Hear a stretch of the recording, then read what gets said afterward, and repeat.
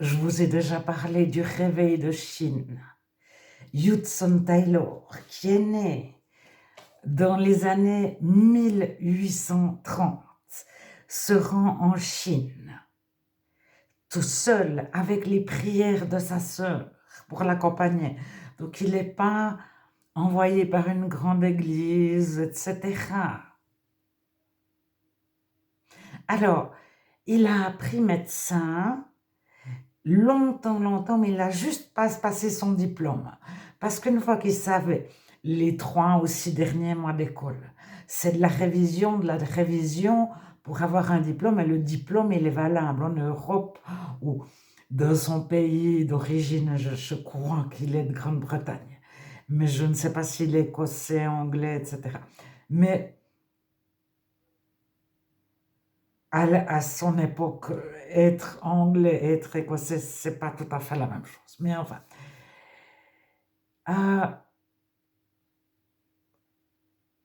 peut-être aujourd'hui encore. Euh, donc, les Chinois ne connaissent pas du tout la médecine européenne. Ils n'ont pas d'ordre des médecins, le conseil des médecins. Ils ne risquent pas de perdre sa place, etc. Les Chinois ont un diplôme de médecin européen, mais ils ne savent pas lire et écrire. Ils sont en pleine guerre civile. Ils n'ont ni école, ni soins médicaux. Alors, il part tout seul, il se retrouve à Neuf. Alors, il faut bien voir qu'il n'y avait pas de loup avec eux, parce qu'aller en Chine, au milieu de la guerre civile, les étrangers à la Chine étaient autorisés dans les comptoirs à Shanghai et au bord de la mer, de l'océan. Mais personne, aucun Européen étranger à la Chine n'était jamais remonté les fleuves pour s'aventurer à l'intérieur du pays. Alors, certains ont dit, nous aussi, on va aller en Chine, on va être missionnaires. Il y en a qui sont morts, il y en a qui sont tombés malades. Et qui sont morts déjà de maladie parce qu'arrivés en Chine, boire l'eau, ils n'étaient pas immunisés contre les bactéries qu'il y avait dans l'eau en Chine. On est à l'origine chacun immunisé contre les bactéries de notre eau régionale. Maintenant, il y a des grands mouvements, beaucoup de voyageurs, mais à cette époque, voyager, c'était s'exposer à des maladies, enfin encore aujourd'hui, mais on a des vaccins, etc. Il y a une organisation qui n'existait pas. Alors, Hudson Taylor sait parler 5 dialectes de Chine, en tout cas. Il va traduire le Nouveau Testament et des livres de sciences pour donner l'école. Il ouvre 125 écoles, 300 dispensaires. Donc, il est médecin, même s'il n'a pas le diplôme. Mais il a toutes les connaissances qu'a un médecin. Et il a de la pratique.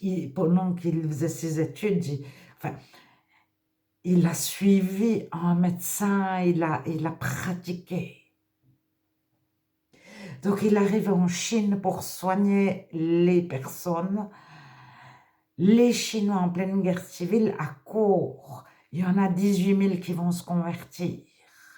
Alors, l'avantage de Hudson Taylor, c'est qu'il n'était jamais dans le camp 1 ou dans le village 2 qui a tué.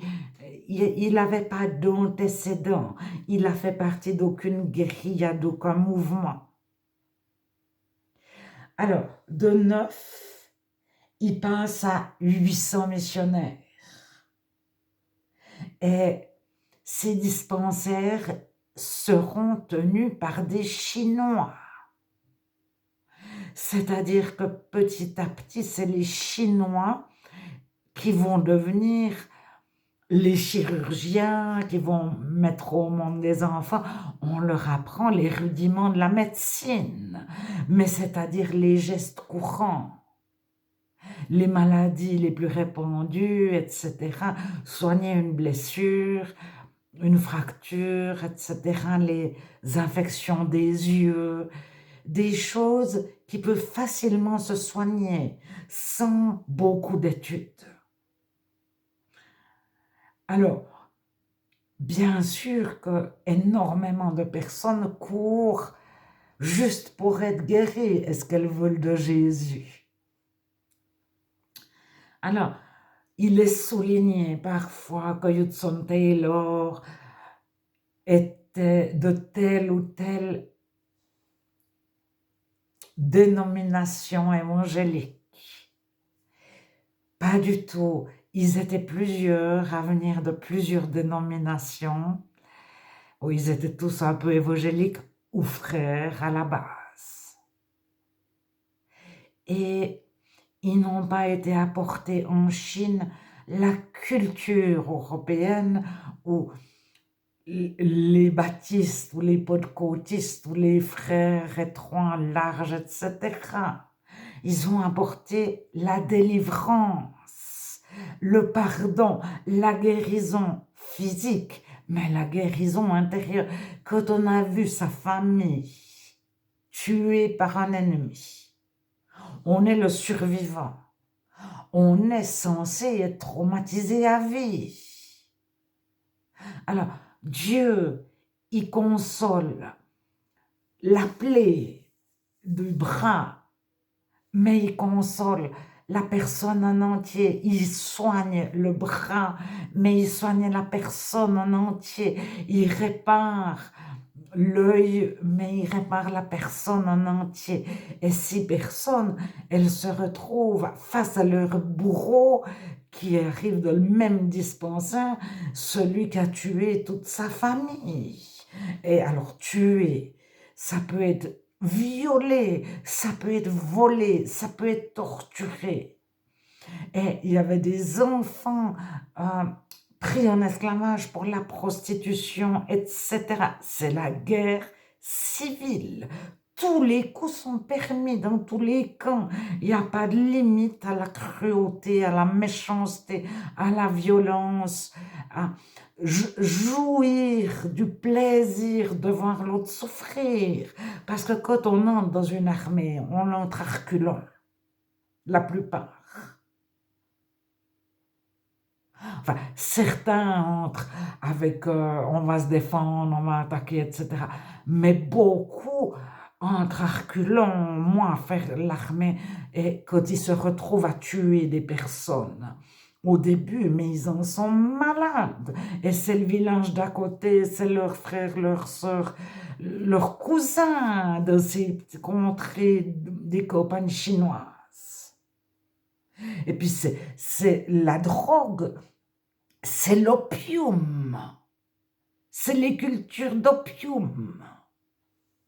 Donc on vend sa mère, son frère pour gagner de l'argent à cause de l'opium. Puis après on est pris en otage, malgré nous, dans une guérilla qu'on n'a pas choisie. Alors, ils se retrouvent tous dans le même dispensaire, de la même école, etc. Mais ils sont devenus chrétiens. Alors, est-ce que d'abord on pardonne, puis après on est rétabli intérieurement, ou d'abord on est rétabli, puis après on pardonne? Alors, la conversion, naître d'un mot, mais ça prend 1 à 2 minutes. Dieu nous fait changer, on est de nouveau. On est blanche et purifié, donc on est pardonné pour tout. On entre dans une nouvelle vie, dans une autre façon de penser. Et on ne regarde pas en arrière. Mais alors, le passé nous rattrape tôt ou tard. Et redevenir non chrétien et compter sur on a des tas de choses sur lesquelles on comptait, sur nos forces, sur nos amis, sur notre famille, sur notre armée, etc. Alors, ne te retourne pas en arrière, c'est une des choses. Quand on est de nouveau, il faut aller de l'avant. Mais souvent, le passé, on se retrouve dans des situations, mais il faut lire ou écouter Corrie ten Boom, qui a fait les codes de concentration. Elle se retrouve nez à nez avec son bourreau, enfin le bourreau de sa sœur, alors qu'elle vient de prêcher, pardonner, pardonner, il vient lui tendre la main. Mais il faut le vivre. Elle l'a serré la main, mais elle écrit et elle dit qu'il a fallu quand même elle a eu un petit temps d'arrêt. C'est-à-dire qu'elle a reçu de Dieu les forces, reçu de Dieu la guérison, reçu de Dieu la délivrance du traumatisme, des conséquences d'un traumatisme. Corrie ten Boom, c'était une femme cultivée qui avait tout. Elle s'est retrouvée dans un camp de concentration. On l'a mis toute nue, on l'a rasée, on l'a alignée, etc. Elle a tout perdu. Et elle a vu sa famille décimée, elle est ressortie, c'est la survivante de sa famille, je ne sais pas combien, mais son père est mort, sa sœur est morte, je ne sais pas combien de sa famille sont sortis des camps vivants. Alors, écoutez Corrie ten Boom, lisez Corrie ten Boom, elle est récente. Moi, je n'ai pas entendu George Muller, enfin pas George Muller, Hudson Taylor lui-même parler.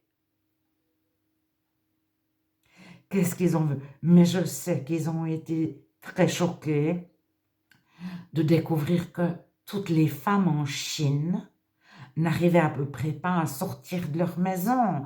Il leur fallait une canne pour marcher ou 2 cannes et certaines ne marchaient pas du tout. Et en tout cas, aucune n'aurait pu tromper son mari ou fuir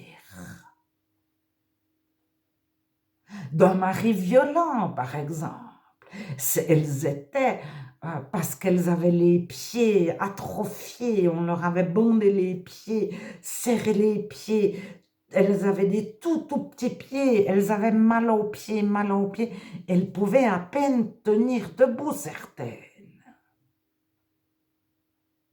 Et si on leur mettait pas les pieds de des bandes et de des souliers 3 fois trop petits pour elles, elles ne trouvaient pas de mari une fois grande. Mais c'était un esclavage. Le mari choisissait une femme à petits pieds, elle était obligée de rester dans sa maison, couchée sur le canapé ou assise, etc. Elle arrivait des fois à se déplacer du canapé à la cuisine, puis de la cuisine à la chambre. Alors, est-ce que les Européens, quand ils vont délivrer les femmes, les maris, ils ne veulent plus avoir une femme à petits pieds? Est-ce que c'est transmettre de la culture européenne? On a d'autres choses, hein? On a d'autres jougs, on a d'autres chaînes, que des fois elles sont invisibles. C'est-à-dire elles ne se voient pas comme ça directement. Ou elles sont bien cachées. On n'en parle pas. Alors, est-ce qu'on va, le missionnaire chrétien, réellement chrétien, est-ce qu'il va pour implanter sa culture ou pour délivrer? Le message de Jésus, c'est délivrer, c'est restaurer. Parce qu'une fois qu'on a vécu une guerre civile, mais même si la guerre est finie, tous les survivants, c'est des traumatisés. Alors, soit ils ont vu tellement de choses qui sont devenues eux-mêmes totalement cruels, méchants. Ils ne tiennent plus compte des autres, où ils font des cauchemars, où ils vont taper leurs propres enfants, etc. Mais ceux qui reviennent de la guerre, écoutez, lisez ce qui se passe aux États-Unis, parce qu'on le sait, ils le disent ouvertement.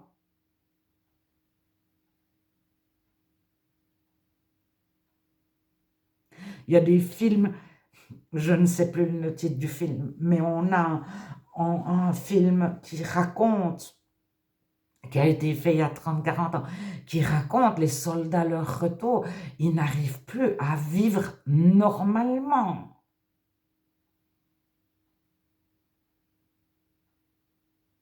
Et ils reviennent aux USA, dans un pays qui n'a pas vécu la guerre.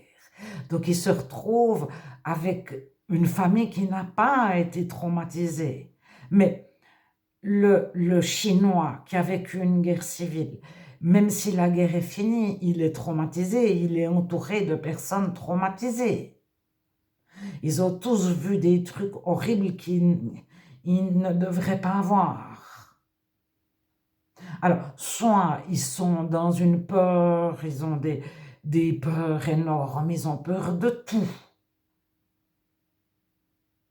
Soit ils sont devenus totalement insensibles, ils sont blindés, mais ça veut dire qu'ils deviennent cruels, etc. Mais une guerre, ça décime un pays. Et après, il faut une, deux, combien de générations pour que les enfants... Mais si les grands-parents ont été violés pendant la guerre, qu'est-ce qu'ils transmettent à leurs enfants? Qu'est-ce que les enfants transmettent à leurs petits-enfants?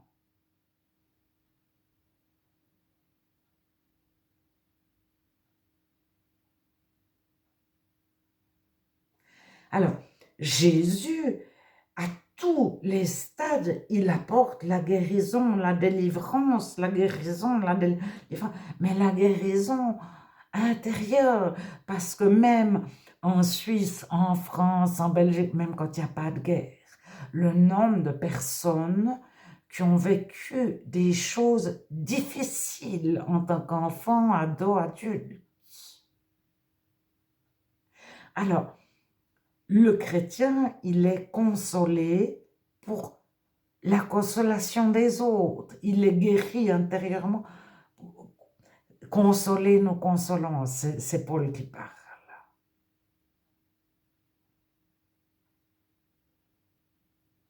Alors, à un moment donné, c'est très différent de venir libérer les captifs selon Jésus. Jésus, son but, c'est de libérer les captifs, de guérir les cœurs brisés, etc.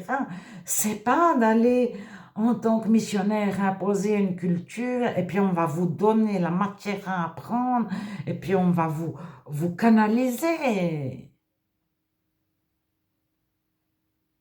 Et puis on est supérieur à vous, on va vous montrer notre...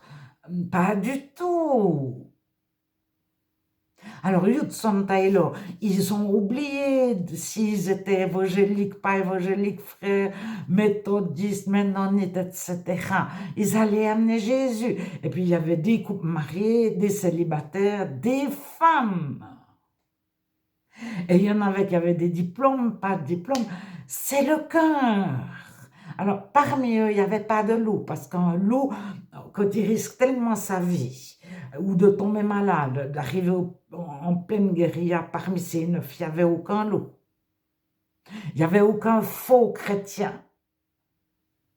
Et il en est arrivé qui se sont envoyés tout seuls, qui n'avaient pas été envoyés par Dieu, et ils se sont autoproclamés, je ne sais pas quoi, moi j'y vais aussi, nanana. Euh, Eh bien, il y en a, à peine arrivés, ils sont repartis. Ils ont pris le bateau du retour, ou ils ont repris le bateau par lequel ils étaient arrivés tellement c'était difficile. Alors, Hudson Taylor, il s'est pas dit, moi j'ai un diplôme de médecin, moi moi, etc. Alors, nous, quand on est dans un pays où il n'y a pas de guerre, ben on place notre confiance dans nos institutions, dans notre politique, dans notre groupe, dans tel parti politique, dans telle institution, etc., dans telle église. Et je parle pour moi, jusqu'à ce qu'on place notre confiance en Dieu. Mais même la médecine. Mais on a regardé Dr. Queen à la télé. Et puis on a regardé La Maison dans la Petite Prairie. Peut-être pas les jeunes, mais le médecin de famille, il était payé en poule. Celui qui n'avait pas de poule, le médecin disait, tu me payeras quand tu pourras. Parce que son but, c'était de soigner tout le monde. Il partait dans des conditions.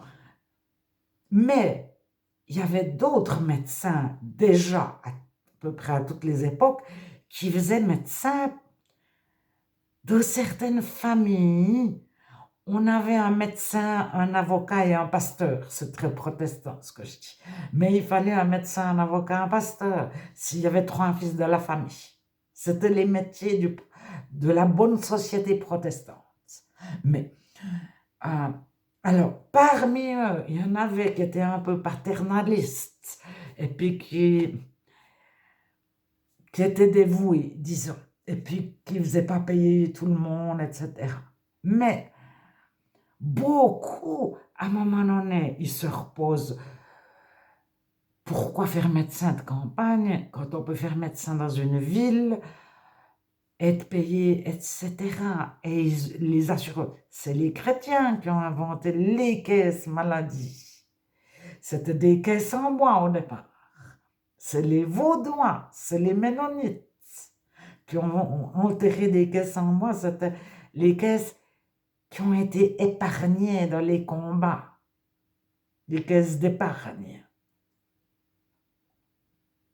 Et quand quelqu'un avait une maladie, on ouvrait la caisse. Quand quelqu'un avait eu la grêle sur sa récolte, on ouvrait la caisse, etc.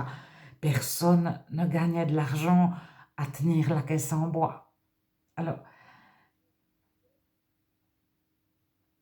à un moment donné, l'argent arrive et le médecin, il n'est plus médecin pour soigner, il est médecin pour le prestige.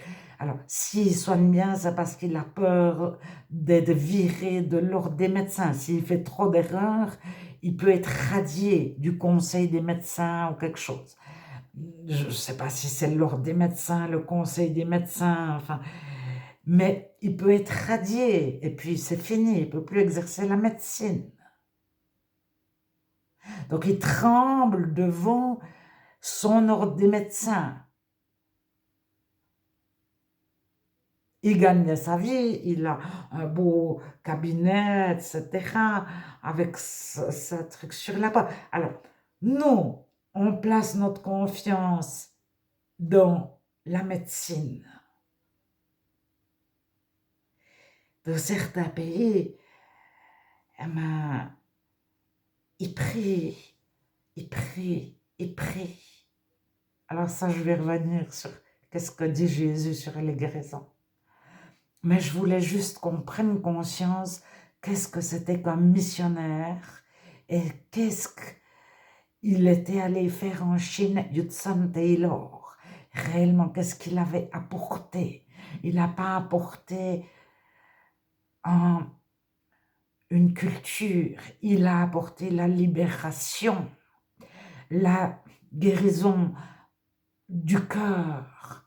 Il guérit les cœurs brisés, c'est Jésus. Il n'a pas dit maintenant vous allez être tous de l'armée du salut ou tous pentecôtistes.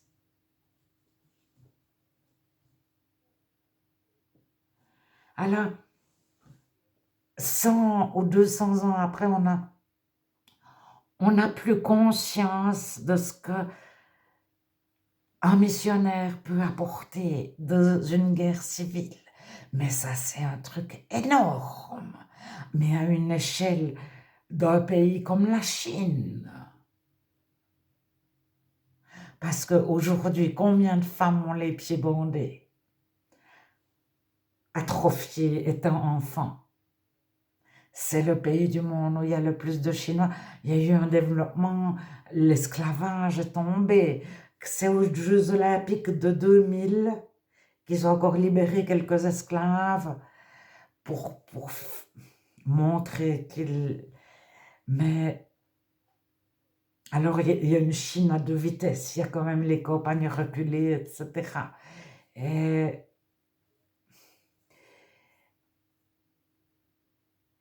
voilà. Mais alors, on nous montre aussi tout ce qui ne va pas en Chine. Et quand on pointe du doigt, il y a toujours trois doigts qui sont tournés vers nous.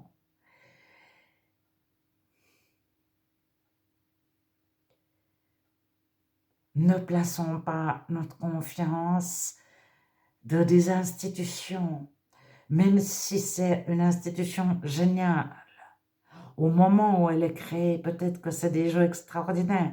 Et puis, si à un moment donné, une super institution est récupérée par des personnes qui ne voudraient pas perdre, par exemple, être radiés de l'ordre des médecins, s'ils arrivent tout en haut de la pyramide.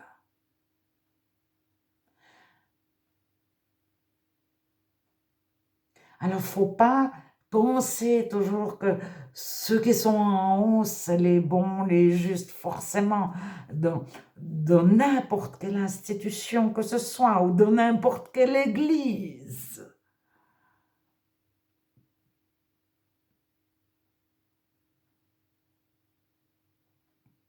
Et on vit en Europe en temps d'apostasie, on ne sait plus qui est chrétien et qui ne l'est pas, et qui écouter. Alors, on se tourne vers Dieu, parce que lui, il sait, et lui, il est là, et lui, il fait juste, il se trompe pas, il est fidèle, il reste à nos côtés. Et lui, il sait quelle réponse nous donner dans toute situation.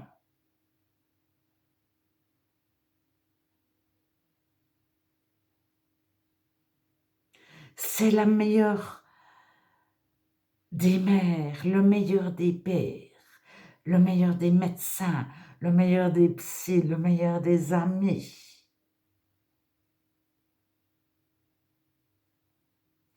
Et le meilleur des réparateurs qui peut réparer de tout. Alors, après, on ne peut pas rester fâché. Mais Dieu, il nous donne la force de pardonner parce qu'il nous a guéris intérieurement. Alors, ça va ensemble. Si on commence à dire, ouais, mais celui-là, puis celle-là, puis nanana, puis je peux pas, et puis qu'est-ce qui va y arriver à lui?